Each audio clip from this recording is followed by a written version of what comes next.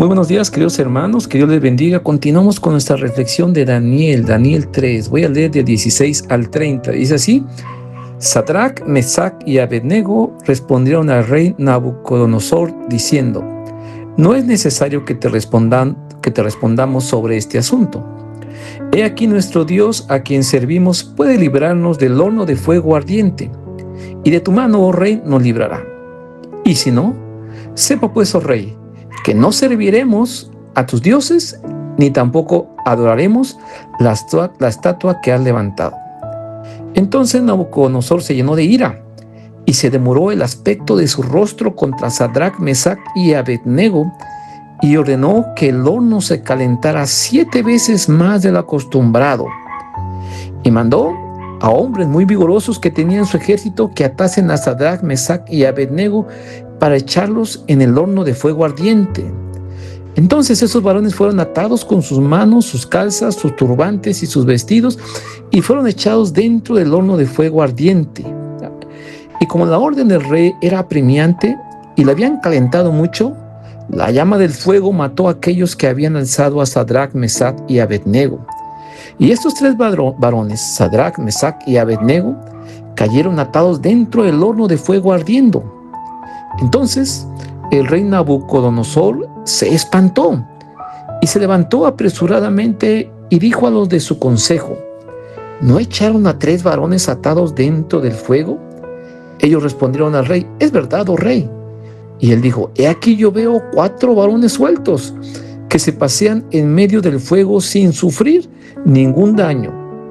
Y el aspecto del cuarto es semejante al Hijo de los dioses. Entonces Nabucodonosor se acercó a la puerta del horno de fuego ardiendo y dijo: Sadrac, Mesac y Abednego, siervo del Dios Altísimo, salid y venid. Entonces Sadrac, Mesac y Abednego salieron del medio del fuego, y se juntaron los sátrapas, los gobernadores, los capitanes y los consejeros del rey para mirar a estos varones, cómo el fuego no había tenido poder alguno sobre sus cuerpos, ni aún el cabello de sus cabezas se había quemado. Sus ropas estaban intactas y ni siquiera olor de fuego tenían. Entonces Nabucodonosor dijo: bendito sea el Dios de ellos, de Sadrac, Mesac y Abednego, que envió su ángel y libró a sus siervos que confiaron en él y que no cumplieron el edicto del rey, entregando sus cuerpos antes que servir y adorar a otro Dios que su Dios. Por lo tanto, decretó que todo pueblo, nación o lengua que dijere blasfemia contra el Dios de Sadrac, Mesac y Abednego sea descuartizado, y su casa se convierta en muladar, por cuanto no hay Dios que pueda librar como este. Entonces el rey engrandeció a Sadrac, Mesac y Abednego en la provincia de Babilonia. Qué historia tan fascinante. Vamos a orar, hermanos. Padre, yo sé que eres fiel para salvarnos y librarnos de cualquier horno de fuego que tengamos que atravesar. Solamente, Dios, te pedimos que nos enseñes que tu presencia siempre va a estar con nosotros en donde quiera que andemos. Fortalece nuestra lealtad y nuestra convicción de que tú eres digno de nuestra vida y de la adoración completa. En el nombre de Jesús, amén. Qué pasaje, mis hermanos, qué pasaje de este Daniel. Ya vimos ayer, vimos lo que sucedió, lo que estaba pasando, cómo el rey con su orgullo levanta esta imagen y manda que todo hombre de ese mundo entonces adorara esta imagen. La respuesta de estos 3 jóvenes, mis hermanos, está básicamente construida de 3 maneras. Primero, fíjense, declaran que no necesitan defenderse. Imagínense, frente al rey terrenal todopoderoso. Ellos dicen, se paran firme y dicen: no necesitamos responderte. Tú nos exiges que te adoremos y nos dices por qué no te adoramos, no te vamos a responder, ya sabes nuestra respuesta. De esa manera ellos rehúsan debatir, ellos rehúsan explicar el por qué. Ya sabes, ya nos conoces. Qué cosa, ¿verdad?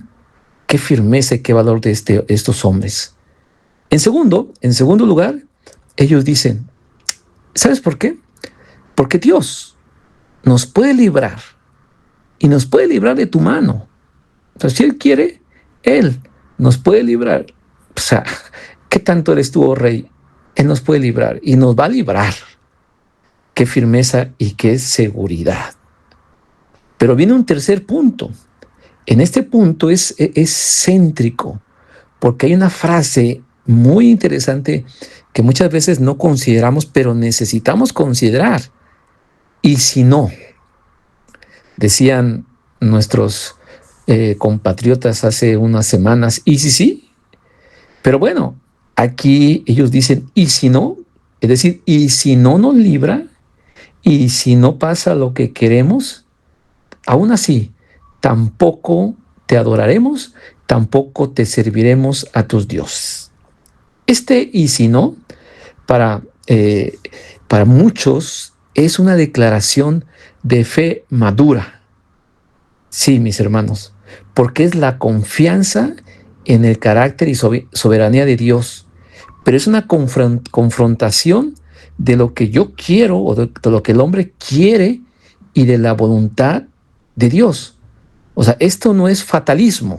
O sea, no está diciendo, bueno, pues quién sabe, si Dios nos libre, pues ya nos tocó esperar. No, ni tampoco es resignación, sino esta es una fe que reconoce los límites de los propios conocimientos de los planes de Dios, sin que esto disminuya el amor ni la lealtad.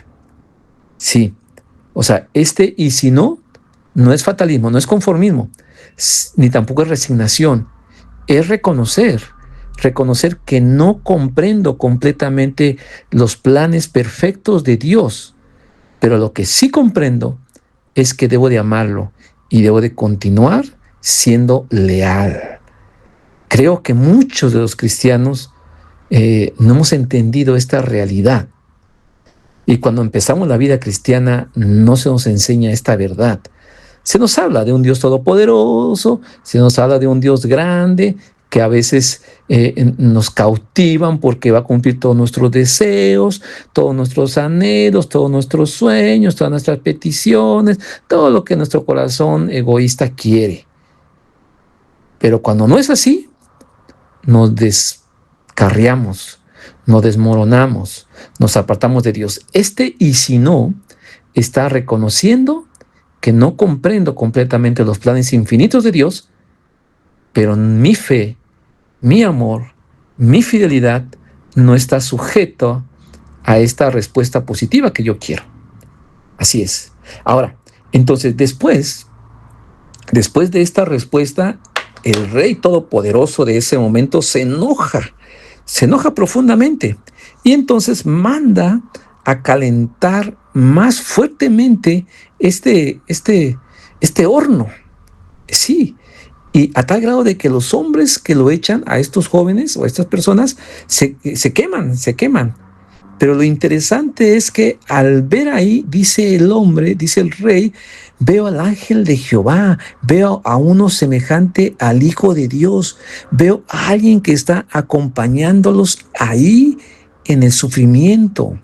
Sí, mis hermanos, qué cosa tan más maravillosa. Dios no dejó, fíjese, no los hizo pasar, no los ausentó del fuego. O sea, no hizo que el fuego no estuviera. No, Él permitió que pasaran en el fuego. Pero ahí en el fuego no los dejó, no los abandonó.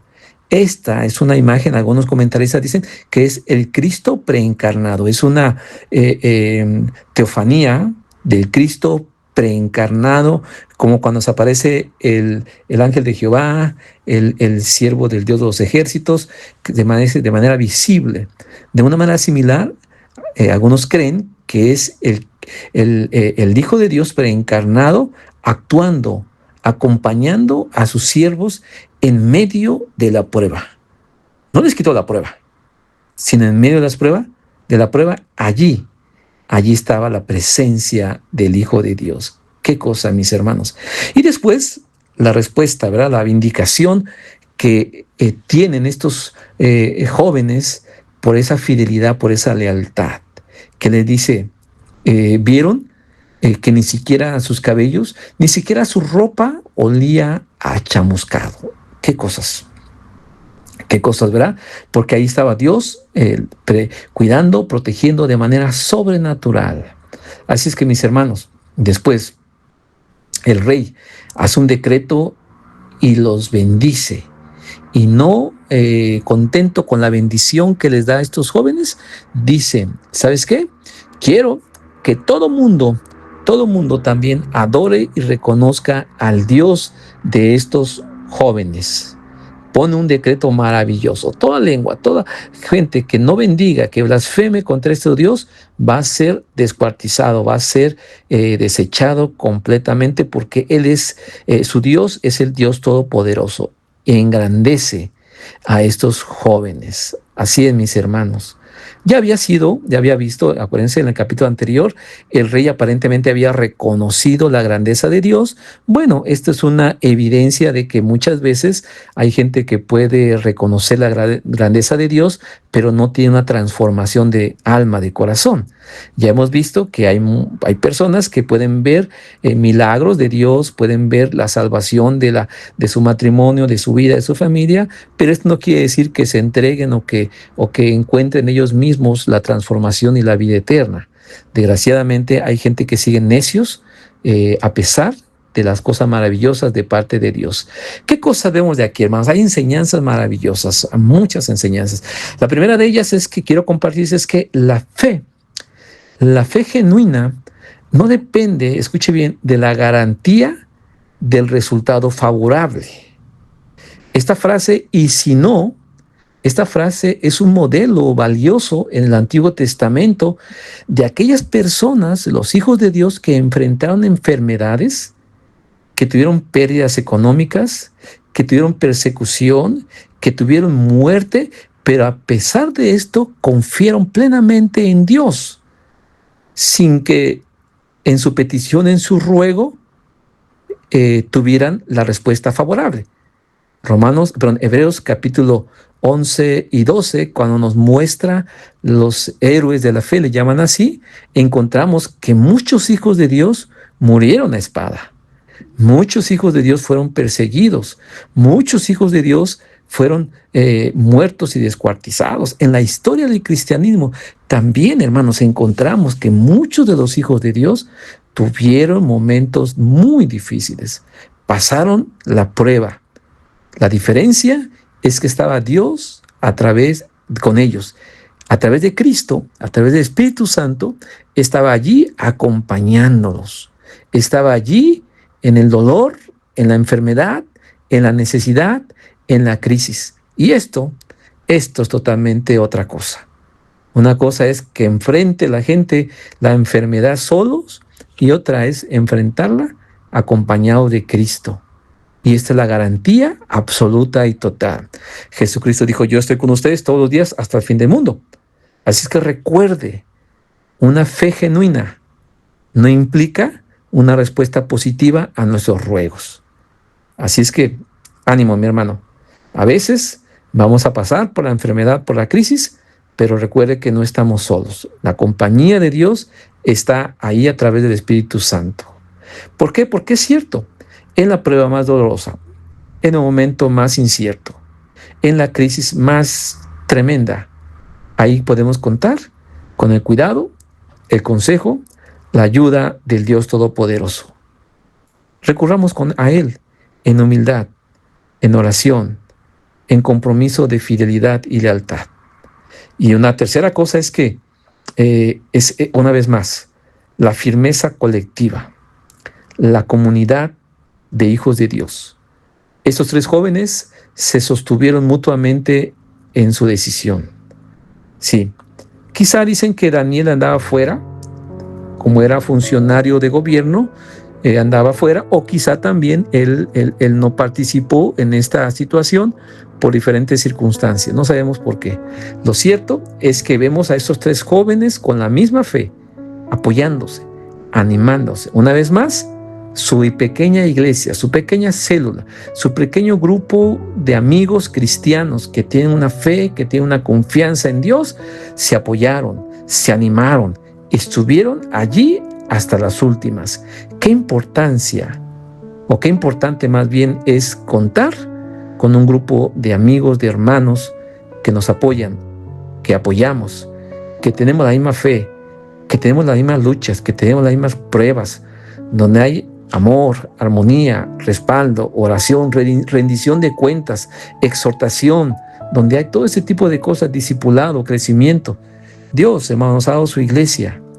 Aprovechemos su iglesia, aprovechemos los hermanos para seguir juntos en armonía, para buscarnos, para animarnos, para respaldarnos, para orar, para jugar, para convivir, para disfrutar, y veremos la recompensa de Dios. Y por último, la recompensa que Dios da a sus hijos. Una vez más, Dios es fiel, ellos atravesaron la prueba, permanecieron firmes y Dios les recompensó de manera maravillosa. Así es, mis hermanos, Dios, tarde que temprano, bendice a sus hijos fieles. Así es que preguntémonos, ¿estoy dispuesto a servir y confiar en Dios, incluso si su respuesta a mi petición es un no? ¿Estoy dispuesto a amar, a adorar, a seguir en su iglesia, aun si me dijeran que no? Qué cosa, ¿verdad? ¿Qué áreas de nuestras vidas necesitan seguir siendo transformadas por el carácter de Dios? Que Dios nos bendiga, hermanos.